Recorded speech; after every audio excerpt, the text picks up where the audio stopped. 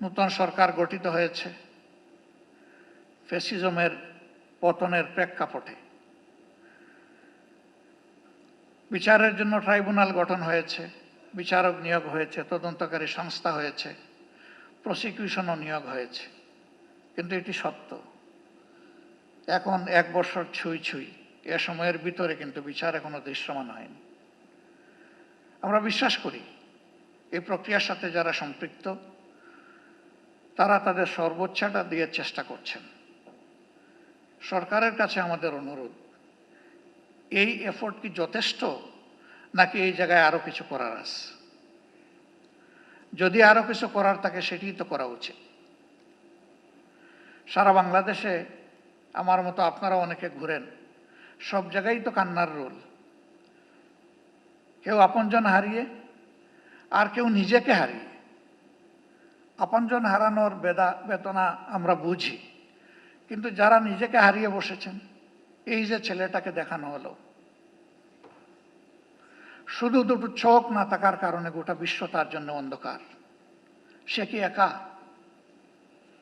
আমাদের হিসাব মতো এই সংখ্যাটা 500-র কাছাকাছি যারা চোখ হারিয়েছে। হাত পা হারিয়ে, মেরুদণ্ডে আঘাত পেয়ে, বুলেট বিদ্ধ হয়ে হাসপাতালের বিছানায় কিংবা নিজের বাড়িতে পড়ে প্যারালাইজ হয়ে কাতরাচ্ছে, এই সংখ্যাটা 250-র উপরে। যারা বিছানায় পড়ে আছে, আর যারা জীবন্ত লাশ হয়ে ঘুরছে, সেই সংখ্যাও 5000-এর কম নয়। আপনারা অনেকে জানেন, ইতিমধ্যে আমাদের সংগঠনের পক্ষ থেকে উদ্যোগ নিয়ে এই জুলাই যারা শহীদ হয়েছেন তাদের প্রোফাইলটা আমরা অন রেকর্ড নিয়ে আসার চেষ্টা করেছি। শতভাগ নিশ্চিত না হয়ে আমরা একটা নামও সেখানে যোগ করিনি। আমাদের এই প্রক্রিয়া অব্যাহত আছে, এটাকে আমরা ক্লোজ করিনি। 12 ভলিউমের এই শহীদ স্মরণিকা আমরা সকলের হাতে পৌঁছে দিতে পারিনি, তবে আমাদের ওয়েবসাইটে বাংলা, ইংলিশ এবং আরবিতে ইতিমধ্যেই আপলোড করা আছে। সেটা কেউ ভিজিট করলে আমরা খুশি হব। আমরা এবার হাত দিয়েছি যারা জীবন্ত শহীদ তাদের জীবন নিয়ে, এই অন্ধ, পঙ্গু, হাসপাতালের বেডে পড়ে থাকা প্যারালাইজড, তাদের বিষয়টা তুলে আনার জন্য। আমি সরকারকে অনুরোধ করব, এই কাজটা পূর্ণাঙ্গ যথার্থতা পাবে যদি সরকারি উদ্যোগে এটা হয়। আমরা আমাদের দিক থেকে পূর্ণ সহায়তা দিব ইনশাল্লাহ। যা আমাদের কাছে ম্যাটেরিয়ালস আছে তা দিয়ে, এবং আরো যা প্রয়োজন আছে আমাদের পক্ষে সম্ভব সঙ্গত সব কিছু দিয়ে। ইতিহাস যেন হারিয়ে না যায়, ইতিহাসটাকে ধরে রাখা উচিত, এবং শ্রদ্ধার সাথে এটা আমাদেরকে স্মরণ করতেই হবে। আজকে আমাদের এই বসাটাও ওই ত্যাগের বিনিময়ে। ওই ত্যাগটা না হলে আমার নিজেরও অবস্থা কি হতো আল্লাহ ভালো জানেন। এখানে আমরা যারা আছি, কে কোন অবস্থায় থাকতাম সেটা আল্লাহ ভালো জানেন। কাজেই আমাদের শহীদরা এবং জীবন্ত শহীদরা আমাদের অ্যাসেট, তারা আমাদের বোঝা নয়। এই স্বীকৃতি আমাদেরকে দিতে হবে।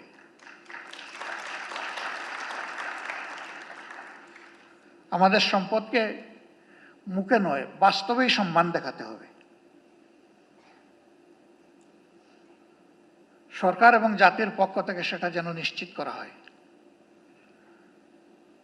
এ বিষয়ে নিশ্চিত করতে হলে 3টা জিনিস প্যারালাল চলতে হবে: বিচার, সংস্কার এবং নির্বাচন। কিন্তু বিচার আর সংস্কারের আগে যদি কোনো নির্বাচন হয়, তাহলে সেটি আরেকটা ন্যাশনাল ডিজাস্টার হতে পারে, আমরা বিশ্বাস করি।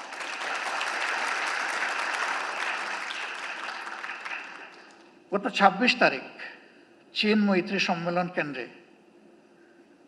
সেখানে শহীদ পরিবার সোসাইটির একটা আয়োজন ছিল। 2-4 জন বক্তব্য রেখেছেন, পুরোটা শুনতে পারিনি আমার অসুস্থতার কারণে। আংশিক শুনে আমি চলে গেছি। তাদের প্রত্যেকে অত্যন্ত সিংহের মতো গর্জন করে বলেছেন, বিচার না দেখা পর্যন্ত আমরা কোনো নির্বাচন দেখতে চাই না।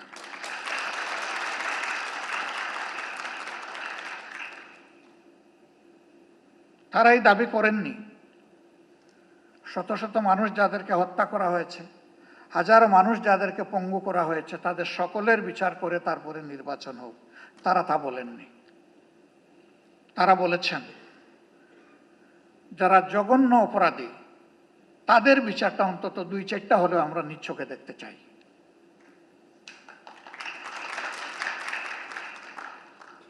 আমরা দেশ এবং জাতিকে ভালোবাসি সবাই। জাতিসংঘ ফ্যাক্টস ফাইন্ডিংয়ে যে ফ্যাক্টসগুলা তুলে এনেছে তার সাথে যেগুলা অপূরণ আছে সেগুলাকেও সংযুক্ত করে বিচারটা ঠিকমতো হোক। তবে আমি অত্যন্ত দৃঢ়তার সাথে বলবো যে অবিচার আমাদের উপর করা হয়েছে, দল হিসাবে আমাদের নেতৃবৃন্দকে খুন করা হয়েছে বিচারিক আদালতে। এ ধরনের কোনো বিচারও দেখতে চাই না।